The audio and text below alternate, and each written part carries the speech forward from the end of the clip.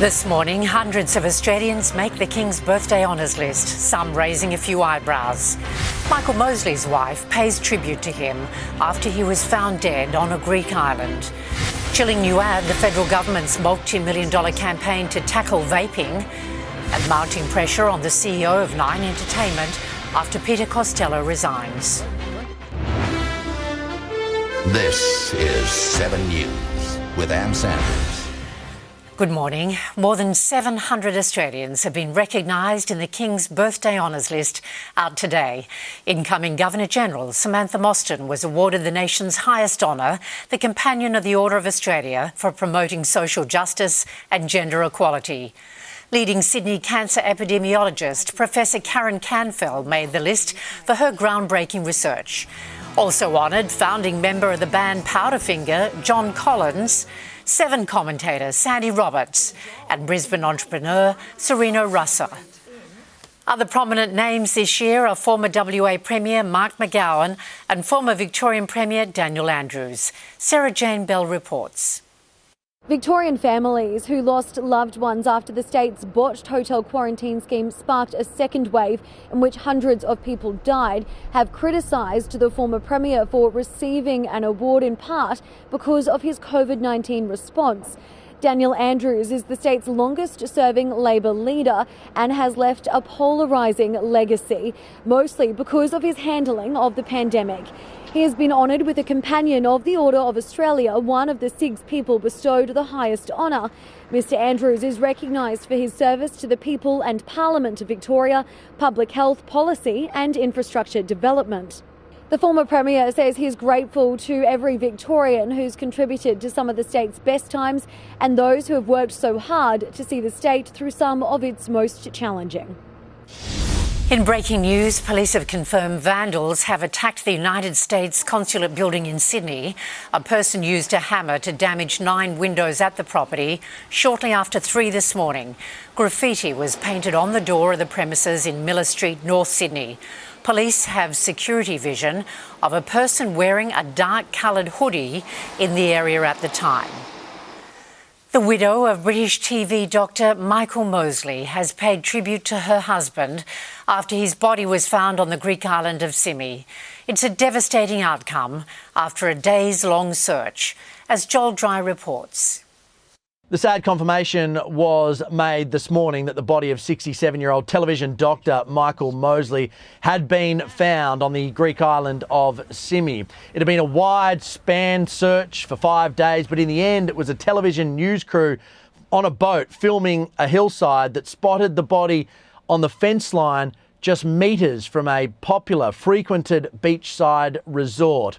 The news was passed on to his family, who just yesterday had issued a statement saying they were not giving up hope. Today, Claire, sadly, his wife, had to reissue a statement confirming the loss, saying, "It's devastating. We have lost Michael, my wonderful, funny, kind and brilliant husband. My family and I have been hugely comforted by the outpouring of love from people from around the world. It's clear that Michael meant a huge amount to so many of you. He was a really well-known figure here in the UK, featuring on a lot of television programs, often advocating a healthier lifestyle. He was also the founder of the 5-2 diet, something well picked up in Australia in particular.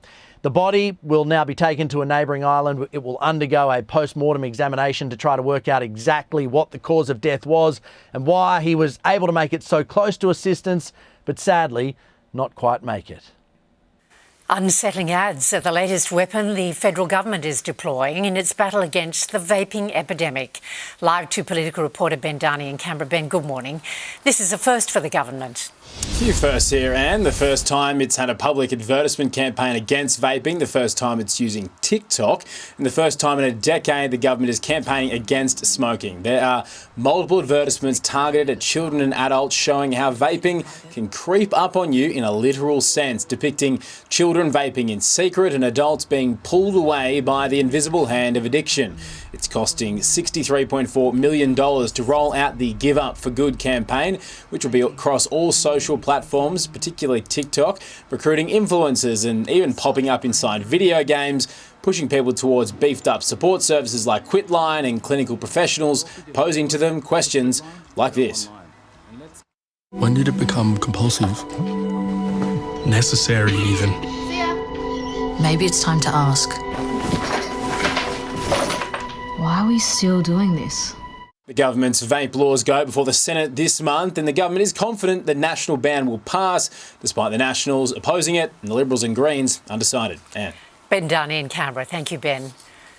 There's pressure on the CEO of Nine Entertainment to resign this morning after Chairman Peter Costello quit the board. He continues to deny assaulting a reporter during a clash at Canberra Airport. Liam Tapper has the latest. Well, after days of mounting pressure, Peter Costello has succumbed, yesterday resigning as chair of the Nine Entertainment Group. The decision came days after a video emerged of his altercation with a journalist at Canberra Airport. The alleged incident happened last Thursday, where Peter Costello seemingly launches forward into a reporter from The Australian, knocking him down to the ground.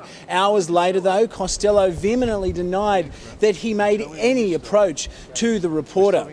But after mounting pressure at board level, Peter Costello, the former treasurer who's been in the job since 2016, he made the decision to step down. He said that it was always planned that he would move away from the role either at the end of the Olympics or after the annual general meeting in November, but he's decided to bring that move forward. He said that the video had nothing to do with bringing that decision earlier than he had intended, and then in his time as chairman, that Mike Sneesby, the CEO, he had his full support.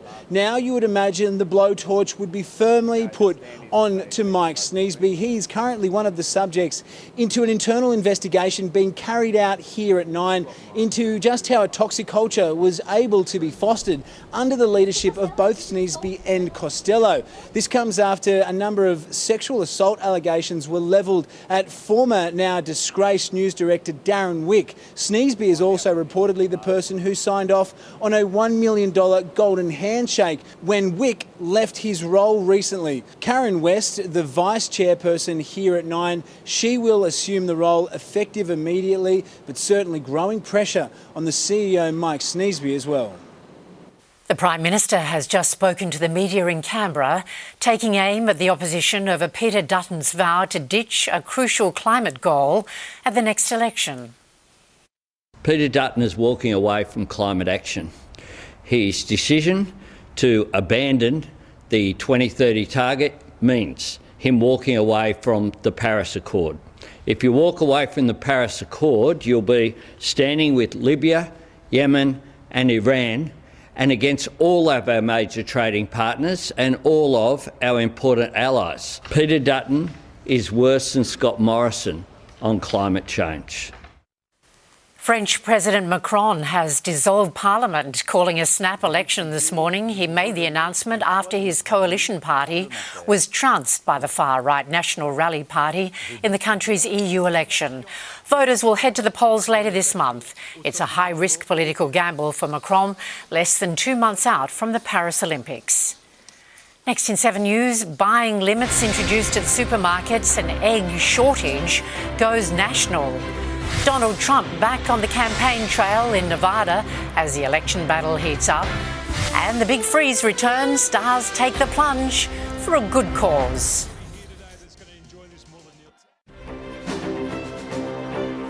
A national egg shortage linked to an outbreak of bird flu has forced supermarkets to introduce buying limits. It sparked fears of a possible price hike.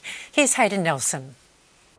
Coles has been the first supermarket to announce a buying limit on eggs it says is temporary. Customers limited to 2 cartons of eggs maximum over fears of a price hike as well as empty shelves. This as bird flu wreaks havoc on Victorian poultry producers, leading to the culling of 600,000 hens and 5 farms being plunged into quarantine in a bid to stop further outbreaks of the virus. The highly infectious H7N3 strain has been detected on 2 Victorian properties. This as a national buying limit. I would certainly encourage everyone to be respectful when they're shopping, but the very quick action that Victoria has taken, backed by the Commonwealth, has meant that this outbreak has not spread further afield, and we're confident that we can get on top of it quickly. Coles says this national buying limit will affect all states and territories apart from WA.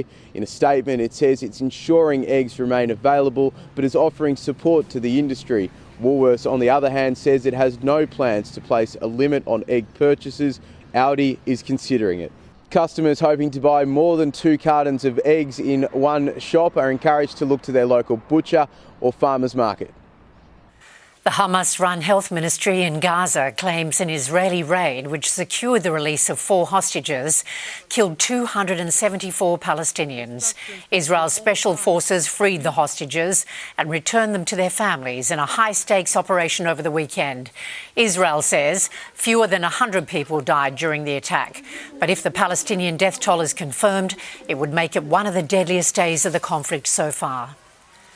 Donald Trump's campaign for the White House is back in full swing, with the former US president holding a rally in the key battleground state of Nevada. Tim Lester reports from Las Vegas. For presidential candidate Donald Trump, an early test of how the criminal conviction in New York has affected his popularity. In terms of his supporter base, it seems to have only fired them up. USA! USA! Yeah, he's going to win, and if he doesn't, then it's rigged. Donald Trump wants to bring America back to its glory, and don't let anyone tell you otherwise, including fake media. Mr. Trump seemed miffed after about 15 minutes when his teleprompter failed. The only thing that pisses me off are the teleprompters. I got no teleprompter. You know, I pay all this money to teleprompter people, and I'd say 20% of the time they don't work. He had this to say about the hundreds of Americans prosecuted for their role in the January 6th riot back when he was last president. But those J6 warriors, they were warriors, but they were really more than anything else. They're victims of what happened. All they were doing is protesting a rigged election. As well, this attack on President Joe Biden. He's a corrupt, very dumb person. He's a low IQ individual, and he always was. But interestingly, Donald Trump did not mention his new status, convicted felon. It seems to have dented his popularity perhaps a little in polls, but he still leads Joe Biden. Americans are due to vote at the beginning of November. Queen Camilla has mingled with authors and actors at the Queen's Reading Room Literary Festival in London. The one-day event gathered experts for a series of panel discussions, readings and performances. It was founded by Her Majesty as an independent charity to promote literacy in the UK and around the world. Some of Australia's most popular sports stars are joining the fight against motor neuron disease, taking the plunge for the big freeze. Andrew McCormack has a story from Melbourne. Pat Rafter, Sally Pearson, Mac Horton, those are just some of the Aussie sporting superstars who will make the plunge down the slide into this big pool of ice for Big Freeze 10. And you can see behind me, it is getting underway. 2 tons of ice, 400 bags are being poured into this pool. It is absolutely freezing, to put it mildly. It's already a pretty fresh day in Melbourne, but that is going to be the coldest place in Australia this afternoon at 2 p.m, live and free on the screens of 7, when some Aussie sporting superstars make the plunge. The theme for this year, rock stars. I have seen some of the costumes and they are amazing. So I'm really hoping that we might see maybe another Freddie Mercury sort of style of dancing up on the stage, maybe. I'm not sure, but everyone's really gone the extra mile for these costumes and they are ready to rock the G. They're hoping to raise $3 million today. That'll push Neil Danaher's total funds raised for Fight M&D up towards over the $100 million mark. Of course, he will be the ultimate star of the show today here at the MCG from 2 o'clock. Coming up next in 7 News, we'll have sport with Matt Carmichael, including another injury headache for Blues Origin coach Michael Maguire. And Carlton jumped to second on the AFL ladder with a dominant win over Essendon. Good morning. Carlton leapfrogged Essendon into second on the AFL ladder with victory in front of more than 88,000 people at the MCG last night. Harry Mackay got the better of his twin brother Ben, locking horns for the first time in 9 years. Charlie Curnow and Elijah Hollands combined for 5 goals as the Blues stormed to a 96-70 win. And there's that man again, Elijah Hollands. And a new personal best for him with 3 goals. Puts us in a really good position for the back half of the year, and as we know, you want to play your best footy in the back half. This afternoon, it's Collingwood and Melbourne in the Big Freeze game at the MCG live on 7 and 7 Mate. There's a fresh injury headache for Blues coach Michael Maguire. Manly back rower Hamole Olakau'atu limped off with a calf injury in their 10-point loss to the Panthers in Penrith. Well, I'm told it's minor, but the risk was if we keep him out there that he does it properly. The medical staff tell me he's okay.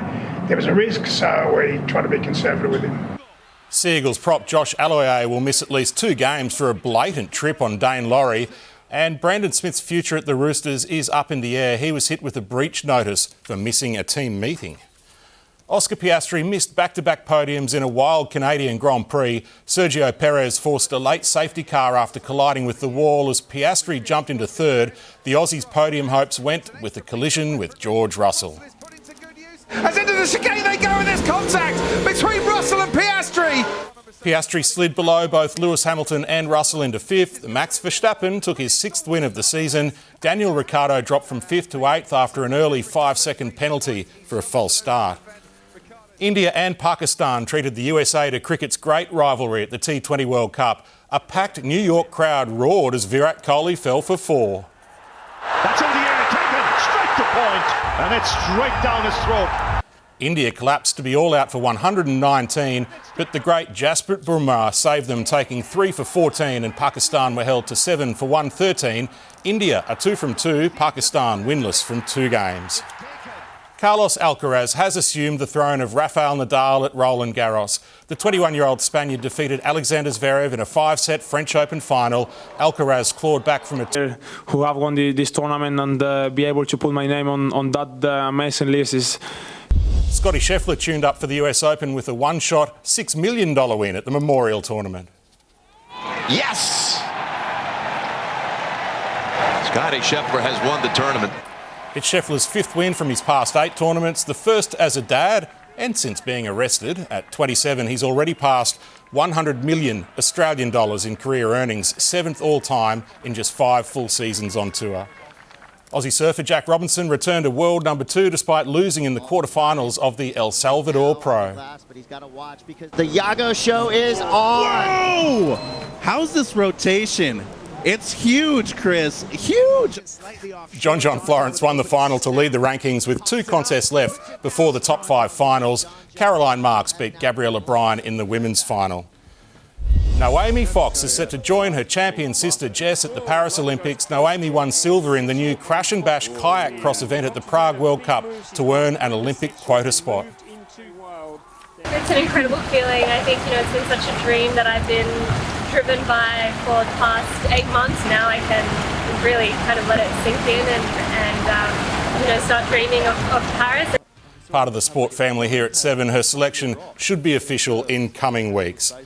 And the Swans are certainly causing a frenzy in the AFL season. They had to lock the gates at the SCG. Then Sydney pulled off a 65-point turnaround against Geelong. Swans mascot Siggy decided to get the party started early, charging onto the ground before the final siren. A handler had to rush onto the ground and settle things down. Siggy, that's a young swan. That's the hint name there. Very, very good times for Sydney AFL, and that's for sure. Oh, yes, yeah. Isn't it? Thank you very much, Maddie. Next in 7's Morning News, we'll have the national weather forecast for you.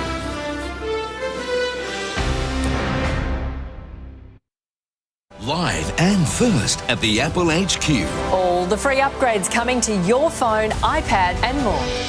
Plus, it's the Box hair dye boom. Why it's back in trend and the best brands at affordable prices. Start with Sunrise. Checking Monday's weather now. A front is causing showers and strong winds over southwest WA. Moist winds ahead of the front are producing patchy rain in parts of South Australia. High pressure is keeping elsewhere mostly dry. Around the capitals, Brisbane a sunny one, a top of 23. Sydney mostly sunny, 18. Canberra a top of 13 today. Melbourne a late shower and 15 degrees. Hobart a shower and 12. Adelaide a late shower 20. Perth showers 21. And Darwin sunny, 31 degrees. That's 7 News to now. We'll keep you up to date throughout the day. Our next major bulletin is coming up at 4 p.m. I'm Ann Sanders. Thanks for your company. Have a lovely day.